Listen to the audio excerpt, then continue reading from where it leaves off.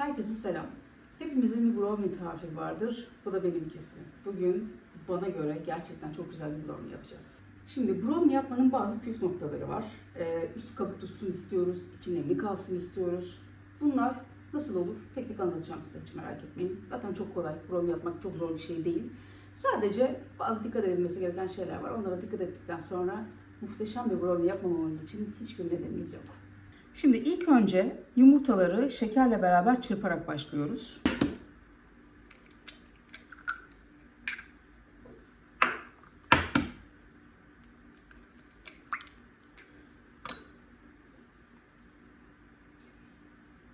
Bu aşama oldukça önemli çünkü brownie'nin kabuk tutmasını sağlayacak olan şey yumurtayla şekerin çok iyi bir şekilde çırpılmış olması.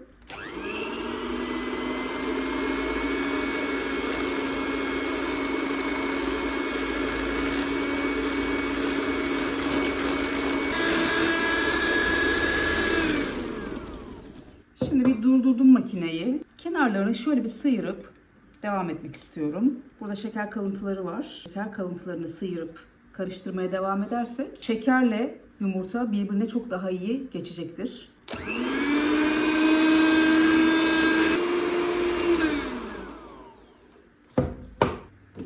Artık mikserle hiçbir şekilde bir işim yok. O yüzden mikseri kaldırıyorum.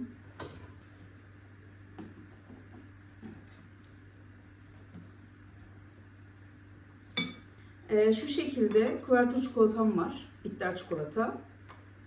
İsterseniz sütlü de kullanabilirsiniz. Ben bitteri tercih ettiğim için bitter kullanıyorum. Bence brownie'ye bitter çikolata çok daha iyi yakışıyor. Size tavsiyem kuvertür çikolata kullanmanız. Elbette ki herhangi bir çikolata kullanabilirsiniz. Marketteki bu bildiğimiz normal tablet çikolatalardan da kullanabilirsiniz. Ama içerik kalitesi bakımından kuvertür çikolata kullanırsanız çok daha iyi olacaktır. Ve böyle bir tereyağım var. Şimdi bunları eriteceğim, bir araya getireceğim. Ondan sonra da yumurtalı karışımı ekleyeceğim. Ben böyle 18 santimlik kare çember kullanacağım. Siz elbette dilediğinizi kullanabilirsiniz. Verdiğim süreyi ve ölçüyü tamamen bu kalıba göre ayarladım. Önce yağlı kağıtla şöyle kalıbın ölçüsünü alıyorum. Ben kenarlarının çok temiz olmasını istediğim için genel olarak çikolata ya da tatlılarımda hep bu şekilde herhangi bir pay bırakmadan, kenarlarına herhangi bir kırışıklık bırakmadan kenarlarını bu şekilde birebir yapıyorum kalıpla. Ve daha temiz bir iş çıkıyor. Evde de yapsak bence tatlılarımız güzel yorulsun, değil mi? Güzel olsun. İki parça halinde ikiye böldüm. Şimdi bunu ortadan ikiye keseceğim. Ve bunu kalıbıma böyle yerleştireceğim. Böyle hem çıkarması daha kolay oluyor. Hem de dediğim gibi temiz bir iş ortaya çıkıyor. Kalıbım hazır. Çikolata ve tereyağını bu şekilde erittim. İlk erittiğimde mikrodalgada eritiyorum ben. Eritme işlemini orada yapıyorum. Birazcık sıcaktı. O yüzden biraz soğumasını bekledim. Çünkü yumurtalı karışımı eklerken çok sıcak olmaması lazım bunun. O yüzden bir miktar soğutun. Ondan sonra ekleyin. Hatta şu an dereceye de getirdim.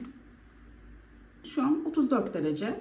Herkesin evinde derece olmayabilir. Şöyle düşünün. Parmağınızı daldırdığınızda vücut sıcaklığınıza yakınsa rahatlıkla yumurtalı karışımı ekleyebilirsiniz. Ama elinizi yakmasın hiçbir şekilde. Şimdi bunu ekliyorum. Az önce de dediğim gibi mikserle işim bitti benim. Artık mikser kullanmayacağım. Tamamen bu şekilde karıştırarak, elde karıştırarak ekleyeceğim. Şu şekilde karıştırıyorum. Çikolata ile yumurtanın birbirine tamamen karışmasını sağlıyorum.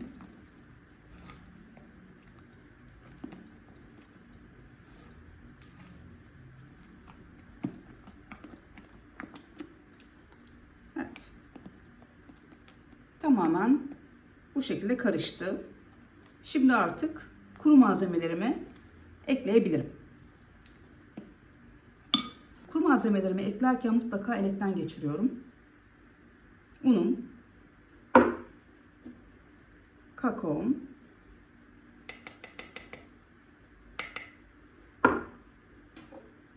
ve tuz. Biliyorsunuz tatlılarda dengeyi daha iyi sağlayabilmek için mutlaka bir miktar tuz ekliyoruz. Nazik hareketlerle tüm kuru malzemelerin sıvı malzemelere geçmesini sağlıyorum.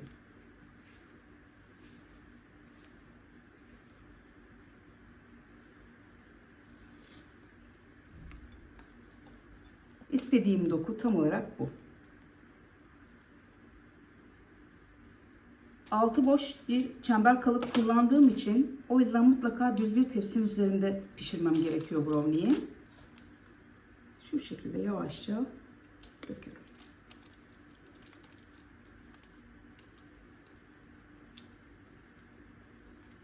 Şimdi fırına veriyorum.